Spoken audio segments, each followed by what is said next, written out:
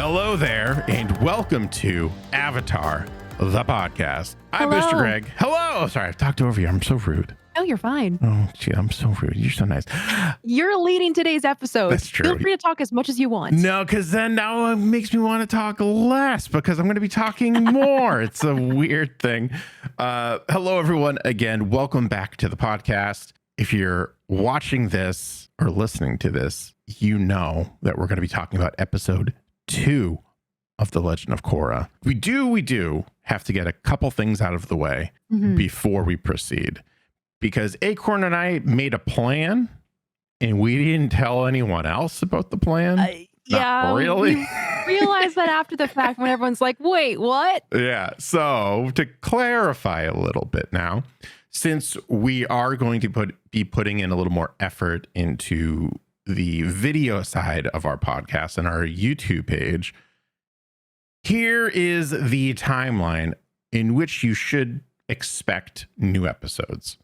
If you are subscribed to youtube.com/Avatar the podcast, you will notice that YouTube is always going to get the episodes first, and then the following week they are going to go out to everywhere else. So however you normally listen to the podcast, you can expect to have the episodes there the following week. And it's so much fun to do it too.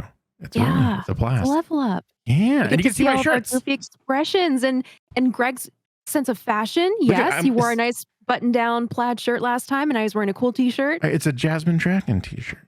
Yeah, It's my Iroh shirt. It's very faded. I wear it quite often, and I love it. It's very comfortable. So that's the first thing to get out of the way. That's what's going to happen. YouTube first, Spotify next. Spotify. Consider yourself informed. Yes. I'm favoring Spotify now in wherever you get it because Spotify released some new features. And I didn't know this. I don't think Rob knew this. If he knew this, he's keeping it a secret. So I would be surprised. We would be surprised. So thank you, Rob, I guess. They added 2 new ways for you to interact with not just our podcast, but I think any podcast, really. There's a Q&A section and there is a poll, believe it or not. So right now, if you're listening to this episode right when it came out, there should be a poll on the first episode. And we're asking you, do you think Korra is a jock? Everyone probably had a very strong reaction when we had that conversation in last week's episode. So before you proceed any further, pause the YouTube video or the podcast episode. Go over to Spotify, sign in, and make sure you answer the poll. Yes, please. I will tell you what the results are right now. I don't expect them to shift drastically. I'm seeing a trend. I think we're pretty locked in with our answer to the poll. If this changes, it would be a huge upset. It would be shocking. Right now, with 82.5% of the votes, you're all saying, yes, she definitely is. Greg, what are you thinking by disagreeing with that? Of course, she's a jock. Of course. She plays sports. Yes. She's a jock. I'm happy to say that I'm wrong. And I'm happy to say that after this episode, my opinion has changed. It's kind of hard to ignore the jock qualities after this episode. Yeah, that's very true. Thank you, everyone who's been contributing to the polls. The Q&A was news to me. Spotify just was like, hey, what do you think of the show? As like to get things rolling. And there was 4 or 5 comments just waiting for us to approve. So thank you, everyone, for doing that. What I think we'll do, we're shortening the review section for now. We're only going to be reading 2 reviews. Yeah, we're going to kind of tighten up. Just tighten it up a little bit. But I think what we'll probably do is we might, going forward, sprinkle in a couple of the comments here or there from Spotify. I think is only fair. Agreed. Shout out to Spotify for just pulling out these really cool features out of nowhere. It's something new for me to check. Yes. There you go. Oh man, I'm obsessed with it. I'm so obsessed. But if you want to still leave that 5-star review over on Apple Podcasts, please do so.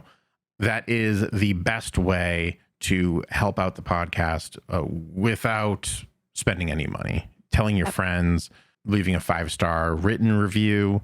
We really appreciate that everyone that talks about our show, whether you do so within a whisper in your own home, or if you scream it off the top of a balcony balcony, or Mhm. if you, I don't know, anyway, anytime you show up to streams, you show up to my streams or Acorn streams now, like, I know. So here's a funny story. I started mhm, streaming again, and yes. there was a viewer who used to watch me back in the day. This is like 6 years ago. He showed up again, was like, "Hey, how are you? How's life?" And then said, "Oh yeah, by the way, I started listening to this podcast called Avatar the Podcast and went, "Wait, I know this voice." So he found the podcast after being one of my viewers back in the day. And so he was like, A, it's great to see you again. B, good podcast. Love it. That's C, how's awesome. life? So it was so fun. But yeah, like Greg said, that is the easiest way for you to support us. Basically feed the algorithms, Mhm, with your views mhm, and your interaction mhm. wherever you find our podcast. Much appreciated. Agreed. Speaking of reviews, let's Yes. let's read the two right now. And I think I started last time, so I think it's only fair that you start this time. Sure. Our first review comes from Dead Sniper 19, who is a dear friend of the podcast. Hmm. That Sniper writes, the best podcast with about a dozen or more exclamation points. They go on to say, hi, Acorn and Greg. I just wanted to say this is my favorite podcast of all time. I re-listen every few months because I love it so much. I love the way you do a deep dive on every episode that most people don't do for Avatar: The Last Airbender. I also have some puns for Greg, even though they just make me angry Mm, and they are all suki or sucky. mm. That was a little bit of It a was a reach, little bit of a a stretch, but little I bit. appreciate the effort. I row this might seem like an overreaction, but if I hear one more pun, I may go crazy. Those are Those all were A plus. those were good. Those were good. Those are the best I could come oppa with. A plus plus plus plus. My top 5 characters are Sokka in the number 1 spot, Iroh in number 2, followed by Cabbage Merchant, May, then Suki. Also, check out Greg on twitch.tv/boostergreg at 8 p.m. Eastern, Mondays and Fridays. Definitely not Wednesdays. Definitely not. He has a very handsome mod, by the way. It's true. LOL. It's true. I only hire the most handsome and dapper of mods. I'll have everyone know. Dead Sniper may be one of them. May or may not be one of them. Can or can't confirm. Dead Sniper, thank you so much for leaving that review. I read that on my stream and it embarrassed him greatly. So I'm happy we get to read it again. Incredible. The next and final review for the evening is from Anime Fan 123123. Now, we did read one of their reviews in the past, but they updated it quite a bit. So we're going to go ahead and read it again. Hi, Greg and Acorn. I'm writing a new review. The last review I wrote, I was 10 or 11. I don't know, laugh out loud. I'm now 13. You guys, Ow. I know. Can you believe that? Okay, I'm sorry. I had to pause you there. But before we started recording, Greg and I were talking about how his daughter is 2 now. Mm-hmm. And I thought back and went, oh my God, we started this podcast in June of 2020? May, I think. Was it May? May? Might have been May. Maybe. 20, yeah, maybe. Maybe. Was it 2021 or 2020? Basically, we've been doing this for over 2 years. Yes. And that's wild. So Absolutely. having a listener like Anime Fan age up a couple years is, again, also wild. You guys have helped me so much. I had been moving 12 hours from all my friends in a different state.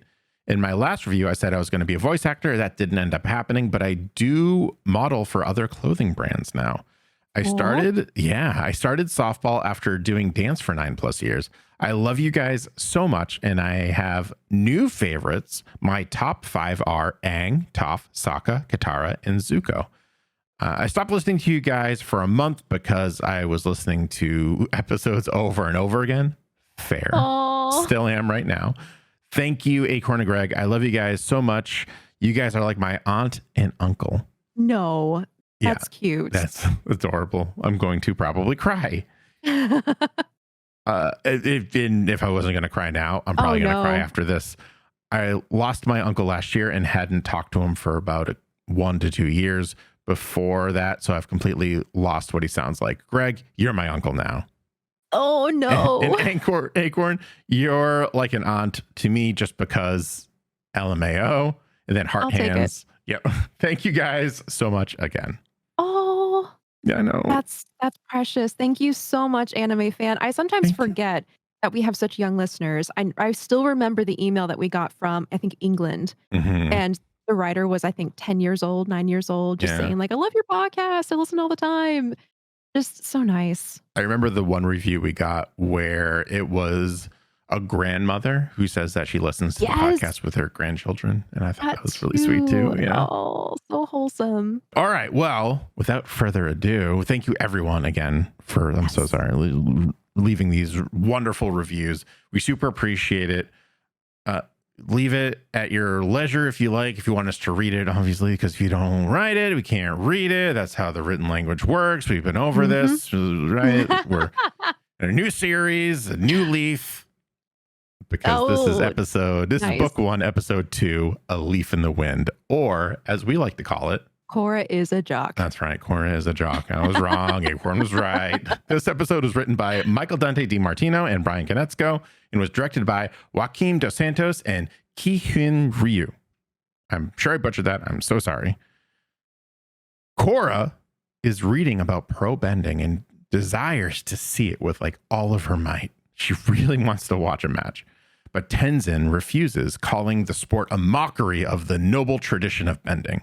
Even though Korra has wanted to see pro bending since she was a kid, Tenzin reminds her that she is in Republic City to complete her airbending training and asks her to stay on the island. And I say ask, but it's more like you're staying on the island. Yeah, Tenzin's really exuding that like stuffy guardian energy here. She's like, "Hey Tenzin, let's go catch some games. Let's go down to the baseball field, in this case, pro bending arena, and watch some games together." And he's like, "No, your studies." Korra remarks about how the sentries of the Order of the White Lotus are only around to ensure she stays on task. Korra eventually agrees to stay on the island, but as she looks across the water at Republic City, we get a funny feeling that she's probably going to change her mind later. What a funny feeling. There's a lot of like, I've noticed this in this episode, there's like a lot of, by a lot of it being maybe 2 moments where just looking across the water. Just like, Yeah. it's pretty interesting device to use. I wonder if it's going to keep on happening. We'll see. I'm going to talk about that at the end of the episode. Okay. I'm glad you brought that up. Yeah. Mhm. Later that day, Tenzin and Korra walk to the airbending the airbending training grounds, and Korra is dressed in traditional air nomad clothing, which I thought was really nice of her. But at the same time, she rolls up the shirt Yeah. sleeves. She does, because she's a jock. She's a Got to jock, show off yeah. her muscles. Exactly. She has great muscles, by the way. I'm obsessed with her arms. So strong. Korra admits that she doesn't understand why she can't airbend since all of the other elements came so easily to her. Tenzin assures her that everything is all right and explains that often the element that is most difficult to master for an avatar is the one that is most opposite to that avatar's personality. And what was it for Aang? It was earthbending. As we saw in Bitter Work. Mm-hmm. Yep. It does kind of make sense that the more this episode goes on, for me anyways, that Korra has such a difficulty with airbending because we talked about this on episode 1. She's a lot like Toph, very stubborn, very headstrong. So she can't really envision kind of going with the flow. Mm-hmm. But exactly. also, this is where I get a little nitpicky because also water bending is pretty go with the flow, and she's got that down really good. So it's like, I think what they're stacking it up to be is the more spiritual side, in addition to going with the flow. It's that dynamic that she's not really grasping. But yeah, no, that's a good critique because as we see in this episode, she does it does click for her and she does go with the flow finally. But arguably, you do have to go with the flow in waterbending too. In the training area, Jinora, Iki, and Milo are eager to see the Avatar start her training as an airbender. Korra will begin with a fundamental tool in teaching the aspects of airbending. Jinora explains that Korra needs to weave her way through the gates to the other side without touching them, and Iki adds that the gates will be spinning as she moves to the other side. Mm-hmm. Tenzin starts I call them fans. They're not really fans though. Yeah, they're more like panels, Gates, whatever. Tenzin gets them in motion and sends a single leaf through the mechanism. It effortlessly moves through the spinning gates. Like the animation on this is really good. I really enjoyed watching it. Yes, it is gorgeous. I mean, also, if you're listening to this podcast, you probably have seen the episode, but each panel is exquisitely carved with imagery of the air nomadic culture, and they're all spinning, and yeah, the leaf just drifts through it. It's beautiful. The key is to be like the leaf, he says. Jinora demonstrates the spiral movements mentioned by her father and makes it to the other And side. if we remember the spiral foot dance that we see Jinora do here, it's based on Bagua, which is the martial art that airbending was based on. I love the consistency of it. Like Yes. it looks like airbending. It is airbending. They're not deviating from that because it's a new animated series. They're keeping to their groundwork. Which is the benefit of basing stuff in your story on real life things. Because we Mhm. see that time and time again in the world of Avatar. Events are based on historical events, cultures are based on existing cultures, and then with the bending, each one is based on a different style. So it's almost like a grounding mechanism or an anchor for the storytelling because you can always just lean back into something that you've established previously because you have the examples for it. So Korra gives it a shot, and she actually tries to just charge her way through it first. She like revs herself up and is like, okay, let's do this. And just like takes off into the panels. Oh, The best detail about this is she goes in, she gets knocked around every which way, and then she uh-huh. gets spit out at the entrance. Yes. It's almost insulting. Uh-huh. Good try. She Yep. tries again and fails just as spectacularly, unable to apply the words of Tenzin's children to her movements while in the moment. Hmm. She was not the leaf. Not even close. She was a stone. She Yeah. was a pinball, is what she was. She was a pinball. That night, Korra tries to airbend at a newspaper image of Lin Beifong, but fails and firebends at it in frustration. After telling Naga that she just might not be a fit to airbend, Korra hears a radio broadcast of a pro bending match nearby where the guards were excitedly listening. Tenzin shuts off the radio, and it's like at the worst possible time, too. It's like things are getting good, and Tenzin shows up. Nope, Killjoy. Because he discovers Korra listening in from the roof. She was literally sitting on top of the roof, eavesdropping, like super into it. And it was a great little detail with the animation because he walks in and the guards whip around at Tenzin and he's like, Korra, come down from the roof. And she pokes her head over and the guards look at her, then like jump away. So they were so absorbed they didn't even realize Tenzin had arrived or that Korra was listening. Yeah. After arguing about the semantics of listening versus watching a pro bending match, Tenzin gets flustered and basically tells Korra to go to bed. Yep. Go to your room. That was the vibe. Basically. Yeah. The next morning, Tenzin leads a meditation session with Korra and his children. Korra states she thinks she is doing it wrong, but Tenzin replies that there is nothing to do and tells her to simply let her mind and spirit be free. Korra laughs as her mentor emphasizes freedom, despite forbidding her to leave the island or even listen to the radio. Mm-hmm. Tenzin tells her to copy Milo, though Korra points out that he's actually asleep. With Korra still frustrated at her lack of progress, Tenzin assures the Avatar that everything will sink in over time, though Korra is unconvinced and leaves to get some lychee juice instead. So this is where the commentary comes in. This time around, I think, Greg, you did not watch the commentary, right? Correct. Yes. Cool. So we're switching off. Yes. Last week, you covered the commentary. This week, I'm going to cover the commentary. Mhm. So in this commentary, we had the voice actors for Korra and for Mako joining Mike and Brian. And they Oh. were, so it's Janet Varney and then David. Well, don't step on my toes here. That's why I'm cueing you, David. Faustino. Since we're Yes. here, I'm just going to Okay. tell you that he is from Married with Children as Bud Bundy, the kid, like the main one of the main characters.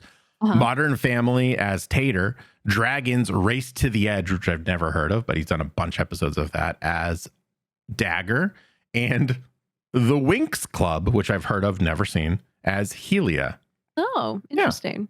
Well, they were on the commentary with Mike and Brian, and at this point, they were actually talking about how they oftentimes find voice actors that have traits of the characters' personalities, and that's why they're good at that character. the first example they gave was actually the voice actor for Milo, because they were Mhm. like, the kid kind of embodies the Milo energy, so he's good at it. And when they got to this part, Janet was saying that she heavily related to Korra in this episode because she also has a hard time meditating, and she prefers to be on the go.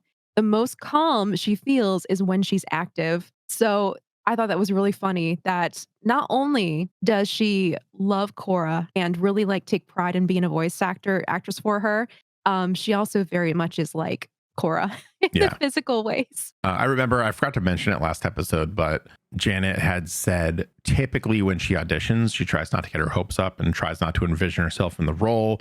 And just in case you get let down, because it's, it's a hard industry to get into. Yeah. And she couldn't help but do that for Korra. So she was Aw. ecstatic when she got the call. Yep. Later in the commentary, she actually likened it to winning the lottery. She was so Oh, excited. Yeah. Yeah. Yeah, that's nice. Hey, guess what? What? Later that night, Korra sneaks off the island. Wow. It's like we knew she It's was going to like do that. We knew it was going to happen this whole time.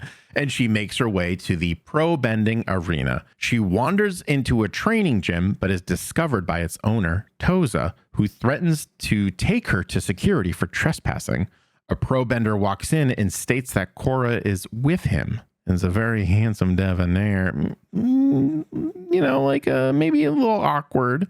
And so is their exchange, because there are some implications of them maybe being like together and just together. And Toza just can't be bothered with the rest of it. So he resumes his workout. Mike and Brian did mention that Toza was actually going to have more of a story involved with his character. They seem to have a lot of fun with character creation for Korra. And they were sad that they could only do so much with him. Sad. I really like him. Right now, he's the gruff and we'll find out benevolent gym owner because he gave Mako and Bolin a place to stay. Yes. Yeah. This is one of those things that I spoiled for myself because I really wanted to know if Toza came back and he doesn't. Yeah, exactly. Yeah. So I think Mike and Brian agree he was a great character and they wish they could have done more with him. Korra thanks the pro bender for the cover story as they make their way to a balcony overlooking the battle arena. Korra is awestruck at the view. The athlete introduced himself as Bolin, as his brother Mako walks in and tells the earthbender to get Korra out of the locker room. He's like, get your fans out of here. Quit doing this. I think there's an implication that Bolin brings a lot of ladies up here. Yeah. Bolin thinks there is something special about her and tries to introduce them, but Mako ignores Korra almost completely and tells Bolin to get ready for their match. Yeah. Completely brushes her off. Toza, for those interested, is voiced by George Ko, who plays Woodhouse in the show Archer. He was in Transformers Dark of the Moon as Wheeljack, Star Wars The Clone Wars as Tiwatka. He's on Curb Your Enthusiasm, West Wing, and Star Trek The Next Generation as Chancellor Durkin. I've never seen Star Trek Next Generation, but Rob told me that's my nerd blind spot. So now whenever I see anything Star Trek in there, I just say it. Yes. Gotcha. Bolin is voiced by PJ Byrne. He's been in quite a few things that I've seen and quite a few things that I want to see. So he's in the new Shazam Fury of the Gods movie. I've not seen that yet, but he's in there. The Boys as Adam Bork. He was, if anyone's seen The Boys, he was basically the J.J. Abrams-ish director who was making the movie of the Seven. That was him. He was in Black Lightning as Principal Mike Lowry, Justice League Action as Firestorm, and he was also in the movie The Wolf of Wall Street. Wow. Interesting. Okay. And Mako, we already went over as David Faustino. Go back 30 seconds if you want to hear more about him. Can you imagine if someone's just stuck in an infinite loop of going back? This is where we learn about the Fire Ferrets. They're basically the Mighty Ducks, it seems like. Yeah. They have a huge following too. The match begins, but it doesn't look good for the team as they lose round one almost immediately. And Mako is left alone in the game against a full team in the final round. Mako, who is obviously quite gifted, manages to take out the opposing team one by one. It's a beauty to see, like the animation on it, the strategy in it. It was just all very, very nice.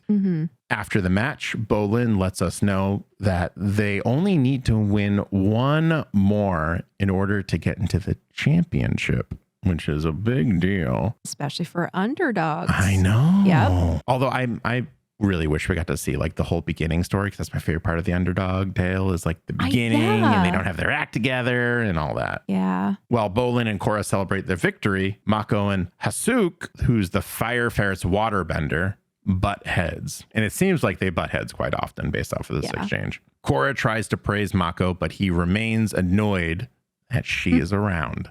Bolin agrees to show an eager Korra the basics, but he isn't quite sure how his earthbending will translate to Korra's waterbending, because he knows she's a waterbender because of her water tribe clothing. And Korra says, that's not a problem. I'm also an earthbender.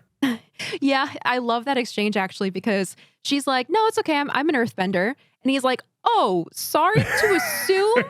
And then he's like, you're a water tribe gal. So like, I assumed you were a waterbender. And she's like, oh yeah, no, I am. I'm a waterbender and an earthbender. And I'm also a firebender. And he's like, okay, I'm confused. Mako puts two and two together very quickly though. And Bolin is stunned. Mako says something along the lines of, you're the Avatar and I'm an idiot. Yep. And she's like, you're right in both ways. Yeah. So Bolin kind of shows Korra a thing or two in the gym, and they're whipping some very familiar but smaller looking earth coins into a net. Bolin's impressed by her immediate knack of getting this. However, he states that she is too flat-footed and needs to be on her toes, dig in, and then strike.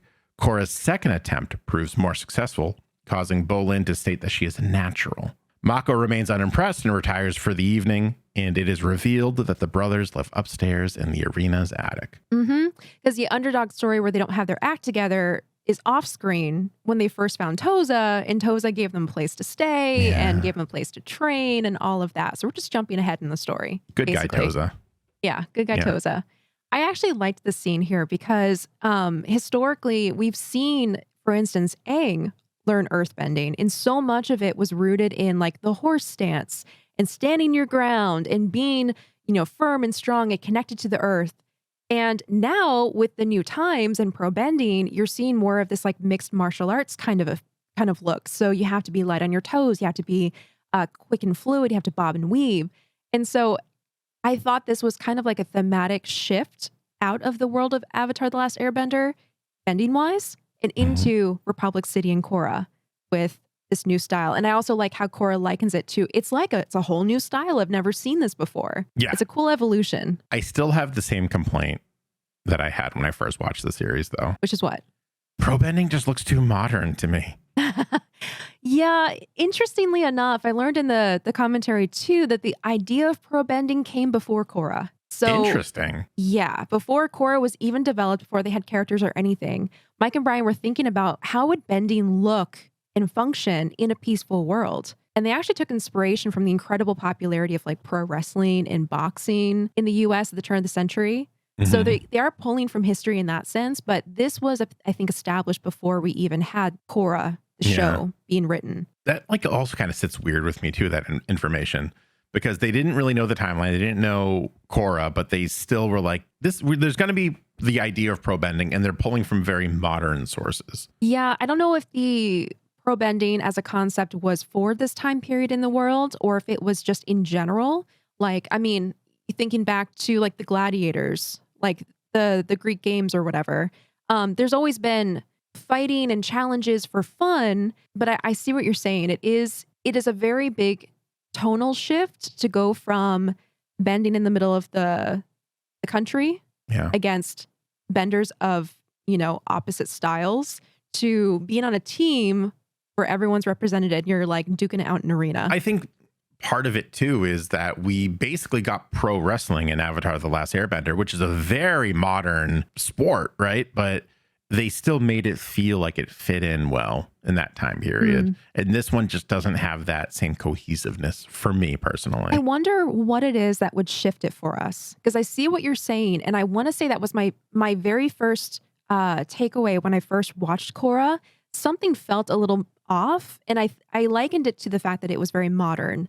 But I don't know. Like, what kind of tweak could they have made to make it feel more, less modern and more in world? I don't know. I wonder if it's the radio. I think it's the radio and the matching uniforms. You think so? The sport itself feels very modern too. It doesn't feel like an older Like pro wrestling, I guess, did too, but still they somehow managed to fit that in because that's also Mhm. more about the acting and the drama behind it than just the sport. Yeah. I can't put my finger on it. I've been trying to since I knew we were starting Korra. I was trying to in this episode. I bet you I'll do it in 3 years. It'll just come to me at 5 a.m. and I'll wake up in a cold sweat. And Yeah. if we have enough Avatar content at that point and we're still doing the show, then I will let We can everyone do a know in callback. 5 years. Yes. We'll just do a callback. Okay. Yes. Remember that one time. Remember that in episode 2? Remember? Yeah. Okay. Yeah. I wonder, here's another thought. When they were talking about this topic in the commentary, Brian did mention that he came up with the rules for pro bending after he spent hours watching various forms of fighting and martial arts in South Korea. So he said the story goes, they were in South Korea making the Avatar: The Last Airbender pilot. He would come home from the studio and there would be, I guess, a channel or channels that just had endless fights, different martial arts, wrestling, boxing, and he just would spend hours watching that. So he thinks that that's where either the inspiration for pro bending or even just the rule set for pro bending came from. Interesting. That's really cool to know. And similarly, they said that the entire Avatar world came to Brian when he was doing yoga, just in a spark of inspiration. Are you sure he wasn't sleeping? That's how he tells the story, at least. Actually makes a lot of sense. to Yeah. me that he did that while meditating or doing yoga rather, which I guess is meditating. Is that the same thing? They I don't conflated know. the two in their conversation. It does kind of go hand in hand. Okay. I've never done either. My ADHD prevents me from that would explain that. doing anything standing still. Uh-huh. Back at the Air Temple Island, Korra's airbending training is still not going so well. After her frustration boils over, she destroys the training gates, which are a 2,000-year-old historical treasure. That really bothered me. Yeah. And I had to do some reflecting and figure out why that bothered me so much. Before getting into Korra, we were talking about how we had some issues with the show and we were interested in coming back to it after reading the comics and getting like more context and this and that. I'm remembering the way I felt going into Korra, and my perspective has changed because I'm seeing now that we're going from a very physical avatar who needs to learn their spiritual side as a story from a very spiritual avatar needing to learn the physical side of bending. So we are flipping the narrative here. However, at the same time, when she loses her temper and basically explodes this ancient relic, I got really mad at her. And I had to think about it. And I was like, you know what? I think what got me is that one comic we read, Relics. Oh, yeah. And how Aang was just so reverent about all of his air nomad relics having been saved and it like relating to this hope that there might be other air nomads out in the world hiding and he just needs to go find them. And it ended up being a trap by the Fire Lord and this and that. So I'm like, I'm looking at her just destroying this relic going, what are you doing? Oh my God, Aang would be turning over in his grave right now. It's also a brilliant way to establish a firm difference between the two avatars as well. Like not just having Korra struggle with airbending, but also being like she doesn't share the same reverence or love or nostalgia for a 2,000-year-old historical treasure. That's a great point. I think that's really, that's what does it. That really shows the difference there. Yeah. Tenzin does not take too kindly to this. What is wrong with you? He yells and loses his temper for a moment. And Korra yells that none of this is sinking in like he said it would.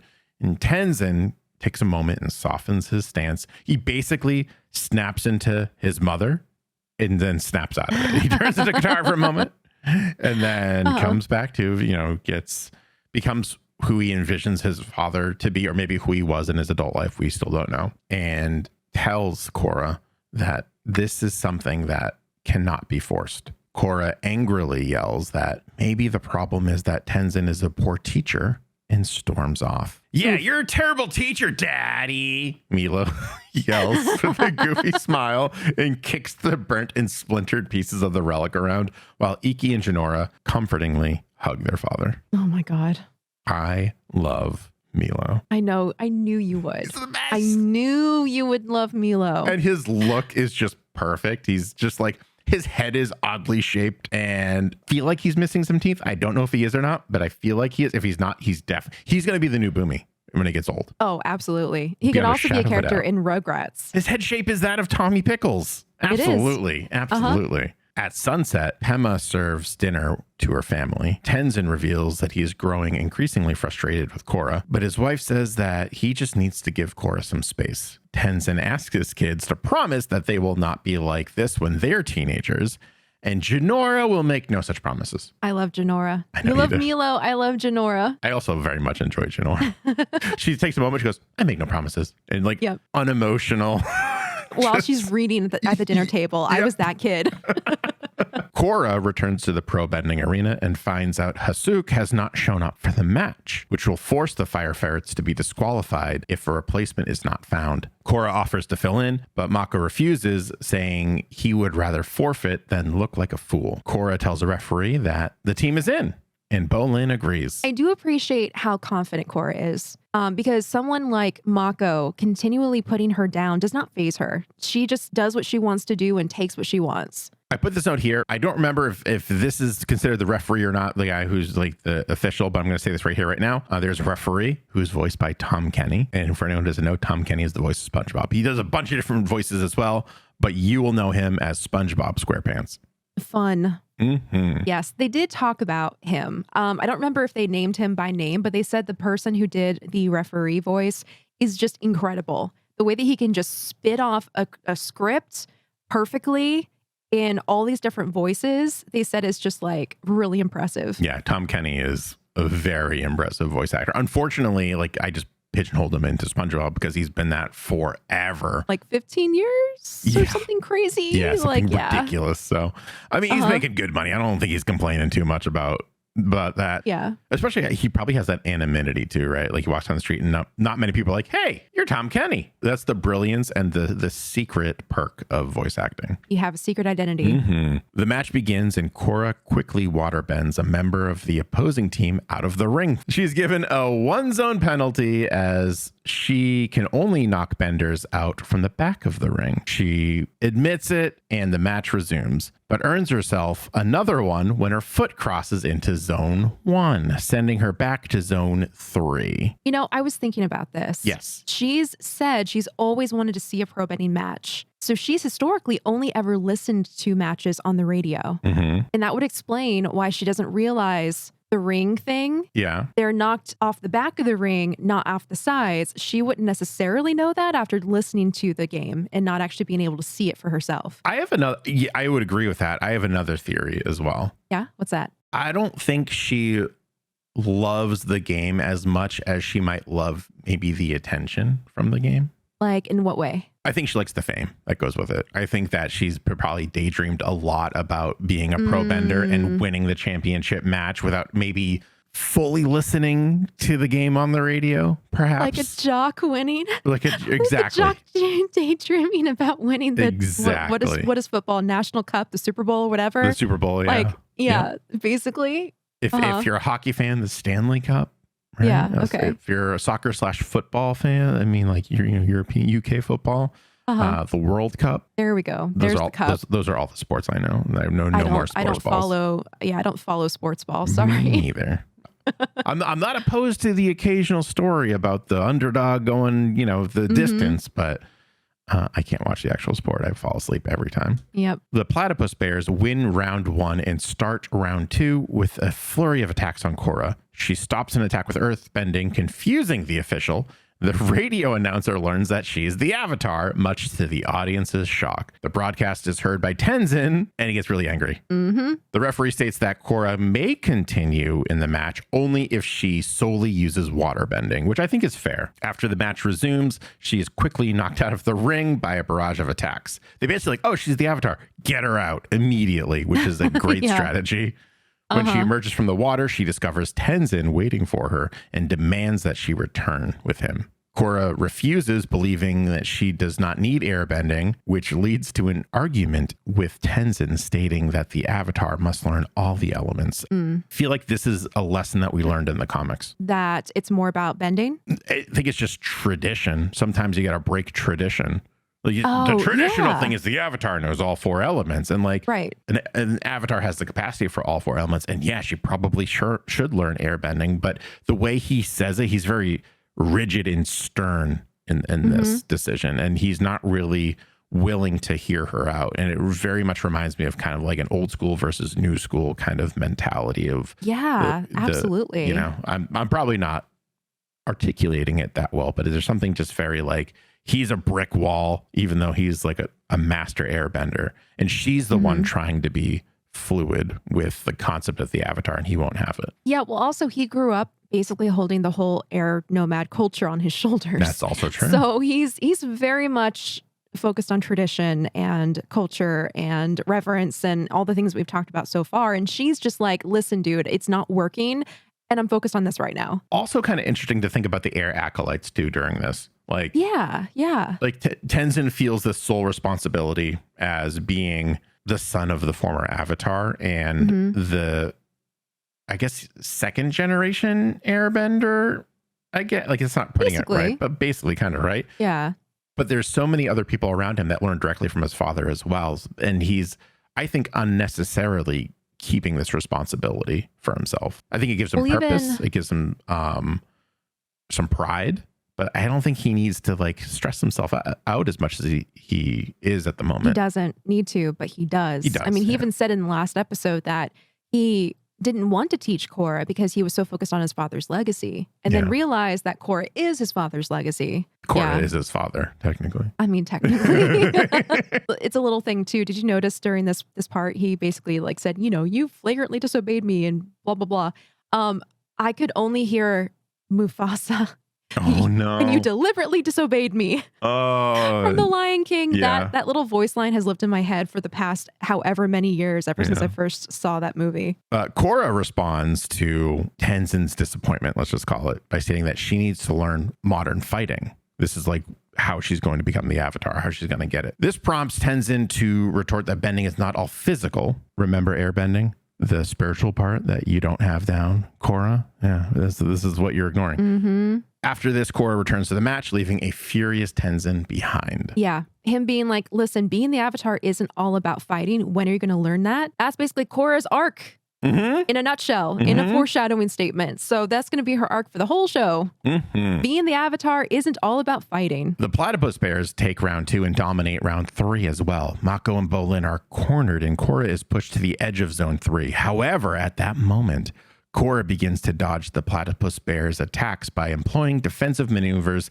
that are similar to the airbending movements, which catches Tenzin's attention. She started circle walking. Like it was an actual airbender doing it. The switch flipped somewhere. Yeah, and it's technically not cheating because she's not airbending, but she's using airbending maneuvers, which is a very Zuko thing to do. And a very Iroh thing to do. It's very true as well, yeah. The platypus bears exhaust themselves and the fire ferrets, still energetic, overwhelm them and score knockout.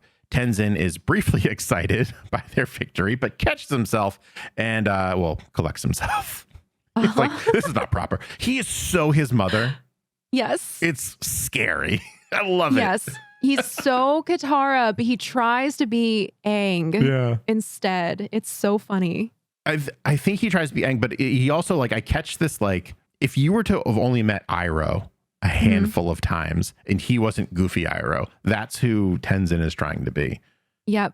Tenzin is that wise sage mentor who is regal and composed at all times and self-important, and he just goes on and on and on. But he doesn't want to accept that other side of him, which is what Iroh has fully embraced, and same with Bumi, right? And and what Aang was as a kid. It's very interesting. I find that duality and Tenzin's unwillingness to accept that very intriguing. And full disclosure, I did not enjoy this episode that much, but this thread right here is kind of keeping me engaged. So I hope they continue to explore this, even if it's subtly. And I also know that eventually that his brother and sister show up, and I'm very excited about that too. Me too. Because of their win, the Fire Ferrets have advanced to the championship tournament. Mako is finally impressed with Korra, but she refuses his credit, saying she was taught these moves by someone else. Korra returns to the island where the training gates are being reset by the air acolytes. She spots Tenzin. You're shaking your head.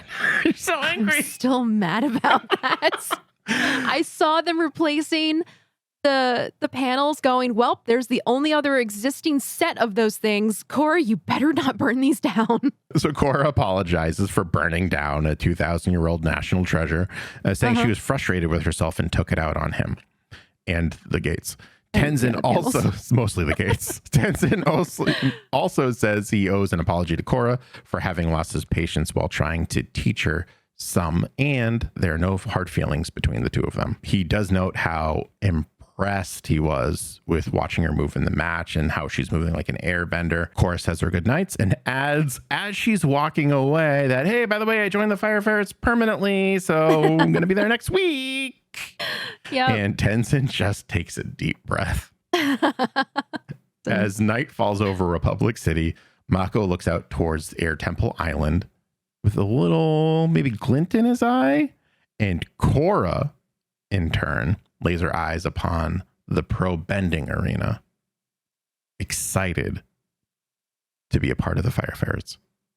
So the way that you phrase that may answer my question, but they were talking about this in the commentary, making comments of like, oh, I hope they end up together, haha, and like them gazing across at each other without really looking at each other. Do you think that was intentional at the time?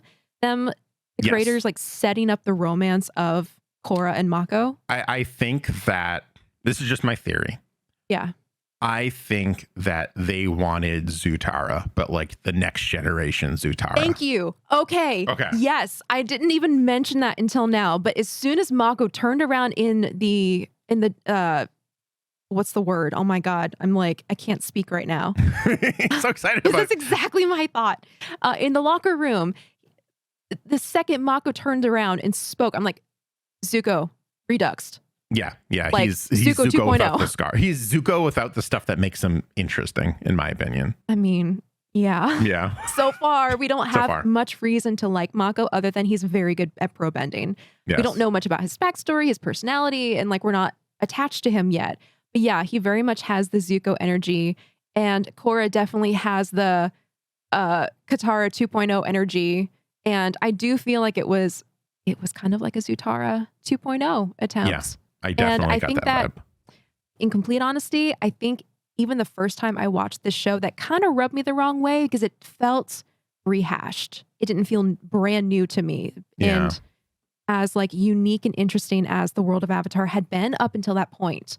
Not to say it's not going to grow on me or that it's bad at all, because I do feel like there's a lot of Zutara fans in the world that have felt gypped forever and feel like they want their Zutara time to shine. So, I mean, for that reason, I get it. But also me as an individual viewer, I was like, Yeah. Knowing a little bit of trivia as well, we've not talked about this. The Legend of Korra doesn't have the same benefits that Avatar: The Last Airbender had. And by that, I mean, Bryke was basically like, all right, we have one season, we have one arc, we're good to go. And then season 2 was like, all right, we got season 2, we're good to go. And then they got 3. And then I think after 3, they knew they were getting 4. So we are going to try to keep that in mind as well. That's a very good reminder. I think this is actually counting against them for me personally, because if they knew the big story of it, they could like tease, oh, look, it's Zutara 2.0. And then eventually, like, this is going to be a spoiler if anyone's not seeing it, but it's all over the internet. Mako is not going to be her love interest. That was another thing that bothered me. I'm like, why are you setting up a romance when I know who she's going to end up with and it's so much better? If that was a larger picture decision, I'd like that they're like, hey, look at this right here. And then we see the evolution of this relationship, let's call it. Agreed. Yeah, because I mean, that's also very reminiscent of human life. You know, you perform and think you're one way, and then you learn about yourself and you learn about what you really want out of life, and then you go in that direction instead. Yeah. Like, that's very real. Yeah. I just kind of wish that there would have been more of a connection between them, other than he's a jerk and she likes his bending and she's kind of like Katara and he's kind of like Zuko. I don't even think that she's interested in him as much that way. And that's why I like the way that you described this ending, because she is looking at the pro bending arena like, oh my gosh, I'm a pro bender now, and I get to be on the Fire Ferrets team and this and that. I have a couple bits of trivia for Mako. I don't know if you have these same bits. Let's hear it. Go for it. Mako, if you couldn't have guessed, is named after the original voice actor of Iroh. Oh, that's right. Mm-hmm. Oh, that's so nice. I can't pronounce his last name. I never could. I'm not going to try. I'm not going to butcher it. But he always just goes by Mako anyways when he's credited. So we'll leave it at that. The other thing, I went on the Avatar wiki and I didn't go too far into Mako because I didn't want any spoilers. So I'm just going to read the first two because they're not spoilers at all. Oh, I'm sorry. This is actually the third one. And then we'll go back to the second one because I just read it. It's really funny. Mako's distinctive eyebrows are based off of Roger Smith's, who is the main protagonist of the anime series, The Big O. And Roger Smith is voiced by Steve Bloom, who is the voice of... Who is it? Everyone's favorite masked villain for this season. Oh, Amon? Yep. Amon, Really? the guy does the voice of Amon is Steve Bloom, who we talked about last week. And he voiced Roger Smith, who Mako's eyebrows are based off of. That's fun.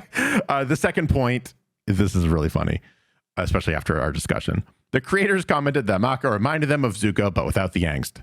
Okay, so it was either subconscious or intentional. Yeah. Either one. I think what they're maybe trying to do, subconsciously or not, is have the original Team Avatar there in spirit, right? Like you have the firebending prince, quote unquote. He's like the prince of the arena, let's say. Broody, angsty boy. Broody, angsty. He's not as angsty as Zuko. He's had a hard life, but not as hard as Zuko, at least as far as we know so far. All we really know is him and his brother. He has his brother, first of all. Yep. His brother is not a psychopath, second of all. And as far as we know, they're homeless, and which is a rather large hurdle, but it's not your father tried to kill you and banished you, and now you are trying to prove your self-worth with your drunk uncle. It's different. It's different. It's a little different. It's a little different. That's what I have on Mako. I thought that was some interesting stuff. And we'll have more as we go through, but I didn't want to spoil anything. Yes. I have one fun fact about Bolin. Oh, yeah. And that is it for me. So apparently, Joaquin included a couple nods to Hulk Hogan. In Bolin's posing, trying to like catch the arena's attention and their applause. Yeah. Love it. The posing while entering the wrestling ring. So that was intentional. All right. Well, since that's the end of the episode, we get to do our fun little last two bits. Acorn, what is your moral of the episode? Oh boy. My moral of the episode. I feel like we've kind of touched on this one before in ATLA, but it is, if you want to grow, don't be afraid to fail. Because growth comes out of failure. I'm going to say, if you're aggravated, maybe don't burn down a 2,000-year-old national treasure. Thank you. That's what I'm going to say. Who's your MVP? I had to give it to Tenzin for holding on to his patience in the face of Korra's attitude, flagrant disobedience, and his family's chaotic energy. This man, he has the chops to not like self-combust. I would agree. I would give it to Bolin for accidentally setting Korra on her path, essentially. I mean, actually, yeah. If he didn't save her in the weight room with Toza, she may not have been in a position to join the Fire Ferrets because she wouldn't have been introduced to them. And then she would not have learned airbending, or at least gotten like her footing on for airbending. So I think it's Bolin. I also very much enjoy Bolin, although he does feel kind of like a knockoff Sokka right now. Yes, he does. Which I'm not super into. Yeah. He was very important in this episode. So, all right, that is it. That's everything for this episode. Everyone, thank you so much for leaving those 5-star written reviews. Thank you to all of our wonderful patrons. We super appreciate each and every one of you. It means a lot that you stick with us, that you support the show in all of the ways that you do. And thank you to everyone over on Spotify who's been so generously just leaving comments on our Q&A, answering the polls. Expect more of those in the future as we play around and kind of see what works for us, what doesn't. And Acorn, where can people find you? Well, now they can find me at twitch.tv/acornbandit. Where I have taken up streaming again. Yes. After like 6 years. It's been really fun though. We've been drawing, and I'm basically treating this return to streaming as a chance to explore things that I am coming back to. So that includes drawing. It's also including role play. So you can find me there. I don't have a schedule though, so I'm not going to have a nifty little schedule bit like Greg does. Sorry, you just literally hit the bell when you hit follow, yes, and you get an alert on your phone immediately. It's wonderful. That's what you do. I've already had someone come over from the podcast, so it's been great. Yeah. I will warn you, I do swear. We don't swear on the podcast, but I do swear when I'm on my stream, so just fair warning. If you don't like swear words. I swear also, and I don't give that warning on the podcast when I shut out my channel. And many a time I feel like people are like, hey, I'm from the show. And I'm just like, and they're like, and they just like Homer Simpson into the bushes, and I never see them again. It's not that bad. I feel like it's not, I'm exaggerating, but there we swear. We enjoy our sentence enhancers, as SpongeBob puts it. Sentence enhancers. That's sentence what enhancers. Yes. That's what we like. Yes. That's what we enjoy. Anyway, where can they find you, Greg? They can find me over twitch.tv/BoosterGreg on Monday and Friday evenings at 8 p.m. Eastern Standard Time, unless I'm running late because we're recording the podcast, which is right now. Yep. Mm-hmm. It's fine. It'll be fine. It'll be all fine. Never on Wednesdays. Don't worry about Wednesdays. We don't record on. We don't stream on Wednesdays. Wink, wink, nudge, nudge. Right now, if you're listening to this episode when it comes out, we're playing Okami right now, which is a very chill, very relaxing, very mythological, let's say, game about a wolf god, which I'm enjoying. It's a very relaxing time, which is not great for my stream time, which goes till midnight sometimes, and I am falling asleep. I will say this though, Friday, first stream for it, I have never slept that good in recent memory. I was out like a light. It was great. Yeah, you can also find me anywhere on the internet, TikTok, Twitter, all of that good stuff. If you are listening to this on podcast form, follow youtube.com/avatar the podcast, please, and you'll get your episode a week early with video, with edits, with screenshots from the show, the whole deal. Mm-hmm. If you're watching this on YouTube and you're going on a road trip, hey, guess what? You can follow the podcast and then you can listen to it while you're on the road, all your favorite moments. Coming up next time, Bolin's side gig. That's right. We'll see you next time on Avatar the podcast.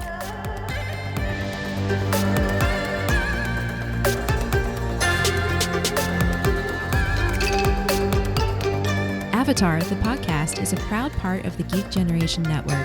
Remember to check out all of our podcasts at thegeekgeneration.com.